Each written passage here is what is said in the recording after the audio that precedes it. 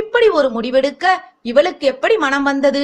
அரங்கன் புகழ் பாடியவள் எப்படி மனித அரக்கனிடம் மயங்கி போனாள் என்று கோபமடைந்தனர் மக்கள்.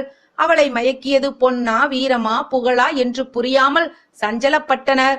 அவளுடைய சுயரூபத்தை மற்றவர்கள் அறிந்து கொள்ள வேண்டும் என்பதற்காகத்தான் இறைவன் நடத்திய விளையாட்டுதான் இந்த கொள்ளை நாடகம் என்று மக்கள் தங்களை தாங்களே தேற்றிக் கொண்டனர். நடுநிசியை தாண்டிய நேரம். வெள்ளையம்மாள் தளபதியை சந்திக்க ஆசைப்பட்டாள். வழக்கத்தை விட தன்னை கூடுதலாக அலங்கரித்துக் கொண்டாள். உடன் கிளம்பிய தோழியை இருக்கச் சொல்லிவிட்டு இருட்டிலோ தனியாக சென்றாள். எப்பொழுதும் அவள் வருகையை முன்னறிவிப்பு செய்யும் கொலுசு கூட அன்று மௌன கீதம் இசைத்தது. ஆம், இரவு நேரத்தில் படை தளபதியை சந்திக்க போவது யாருக்கும் தெரியக்கூடாது என்று முத்துக்கள் கொஞ்சம் கொலுசுகளை கூட கலற்றி வைத்து விட்டாள்.